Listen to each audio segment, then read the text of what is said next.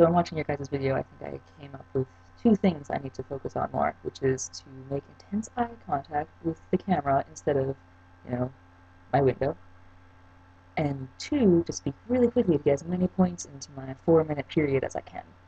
Speaking of 4-minute period, Jason, your video is over by 1 second. Does that count? Is this going to be our first official violation of our 4-minute rule? I don't know, you guys.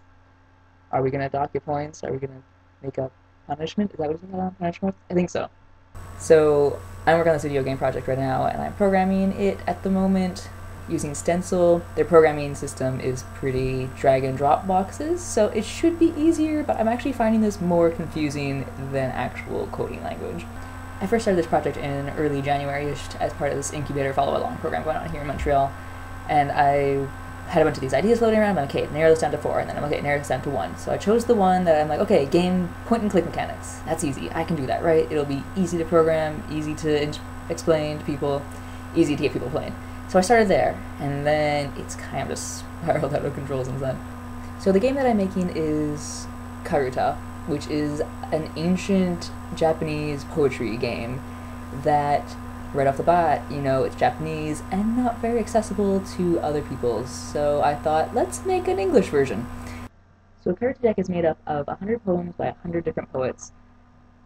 If I want to translate this game into English, I'm also going to need 100 poems, which easier to find, but not going to have the same symbolic value that this Japanese anthology has. It's famous for this. They're all from a different time, while English ones would all probably be fairly modern if I started looking for them. But if anyone has favorite poem verses, put them in the comments.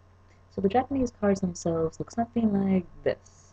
It's read this way, and these are the last 2 verses of the poem. So the reader would read the first 3 lines, and then that would indicate which card you take from the board. You have all these spread out in front of you, and then you want to take it as quickly as possible, and the first person to get rid of all of the cards on their own side, the set of 25, would be the winner.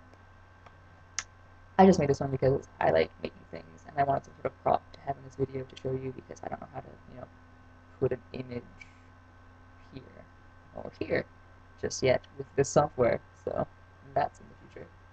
So as an example of how the game would progress, this line or verse would be displayed on screen as so. Though my soul may set in darkness, it will rise in perfect light. I have loved the stars too fondly. And then it would stop, and then you would have to know that the next line is to be fearful of the night. So you would take the to be fearful of the night card. That poem is by Sarah Williams, by the way, not Galileo Galilei, who it is often attributed to. This card here is actually the Chiharabu card, which says something along the lines of, the red that is the Tatsuta River, which could be up for interpretation because poetry, more than anything, is difficult to translate. And my exposure to all of the Karuta cards and their translated poems come from an anime that's based on them. So, as Ethan explained, this could be fairly far off at some times. So that was my very brief, very rushed explanation of Karuta and the game I'm currently working on.